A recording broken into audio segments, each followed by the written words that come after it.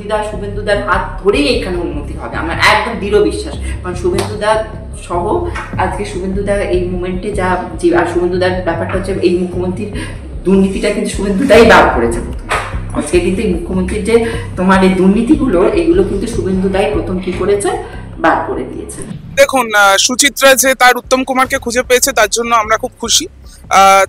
আমরা খুব খুশি যে ওনার মতন একজন মানুষ যিনি সমস্ত পোর্টালে ভাষা সন্ত্রাস করে বেড়ান এবং খিস্তি খেউর করেই যার তিনি ভাইরাল হয়েছেন, তো সেই হিরণময় দে তিনি যে আজকে বিজেপিতে যুক্ত হয়েছেন তার জন্য আমরা খুশি।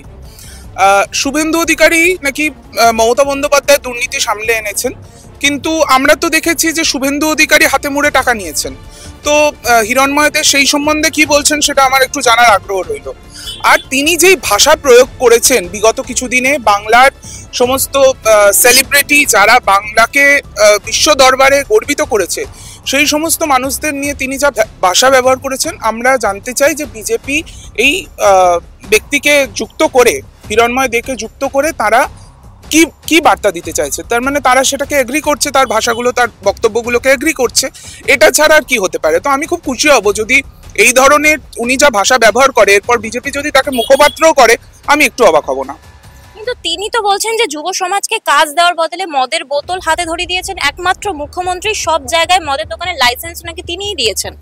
দেখুন, উনি এই কথা বলছেন, তিনি অনেক কথাই বলেন। তিনি আমাদের বাংলার বিভিন্ন সেলিব্রিটিদের নিয়েও যে রকমের কথাবার্তা বলেন, এই ধরনের চটক অনেক কিছু তিনি বলেন, বলতেই পারেন।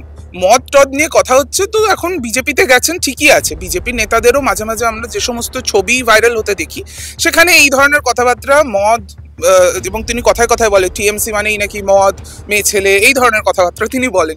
তা আমি জানি না বিজেপিতে গিয়ে তিনি কি দেখতে চলেছেন।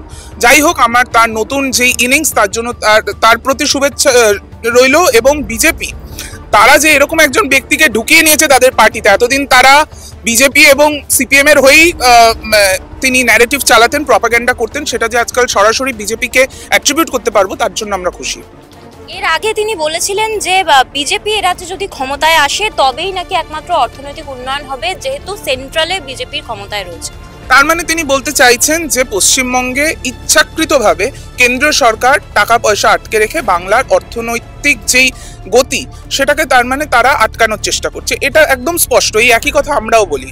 তার মানে বিজেপি শুধুমাত্র বৈমাতৃসুলভ আচরণ করার জন্য ভারতবর্ষের ফেডারেল স্ট্রাকচারকে ধ্বংস করে পশ্চিমবঙ্গের অর্থনীতি সেটাকে একদম নষ্ট করার চেষ্টা করছে।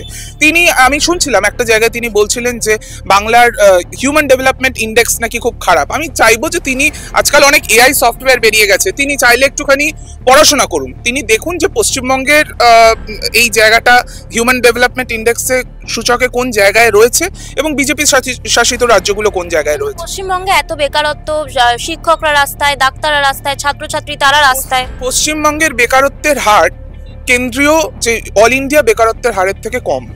পশ্চিমবঙ্গে বেকারত্ব আমরা 40% কমিয়েছি, সারা ভারতবর্ষে সেই জিনিসটা বেড়েছে। সারা ভারতবর্ষে যেখানে নরেন্দ্র মোদী বলেছিল বছরে 2 কোটি করে চাকরি হবে, সেখানে আমরা দেখতে পাচ্ছি মানুষের চাকরি চলে যাচ্ছে। তাদের বিভিন্ন যে নীতি, যে পলিসি প্যারালাইসিস, তার জন্য সেই চাকরি চলে যাচ্ছে। আজকে দেখছি ডোনাল্ড ট্রাম্প এক জায়গায় 50% ট্যারিফ লাগিয়েছেন, আজকে আবার দেখছি H1B ভিসা সেখানে তারা সেটাকে মানে প্রায় ক্যান্সেল করে দেওয়ার, মানে এতটা কস্টলি করে দিয়েছে যে কেউ সেটাকে অ্যাভেলই করতে পারবে না। তো এই হচ্ছে আজকের অবস্থা।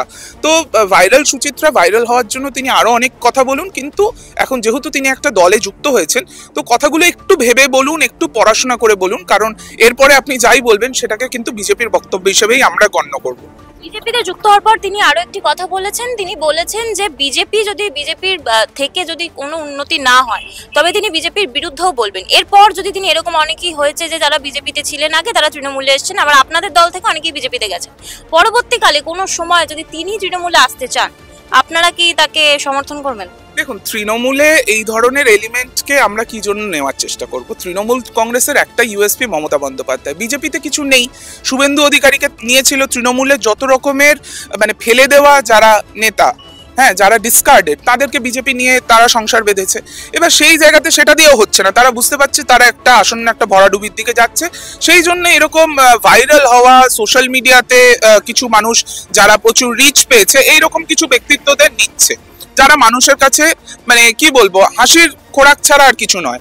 তো সেই রকম একজন খিল্লির বস্তু, তাকে নিয়ে যদি বিজেপি আজকে ঘর সাজায় তার জন্য তো আমরা খুশি। কোনোভাবেই এই ধরনের কোনো এলিমেন্টকে তৃণমূলে নেওয়ার কোনো প্রশ্নই ওঠে না, কোনোদিনও হবে না। এবং উনি ঠিকই বলেছেন, উনি কিছুদিন পরে বিজেপিরও মানে বিজেপিকে নিয়েও উল্টোপাল্টা কথা বলবেন, কারণ সেটা করে তিনি আরেকবার ভাইরাল হতে চাইবেন। তো যা কিছু করে ভাইরাল হওয়া যায়, মানুষের নজর পাওয়া যায়, মিডিয়াতে ট্রাফিক পাওয়া যায়, সেটাই তিনি করবেন, এটাই খুব স্বাভাবিক।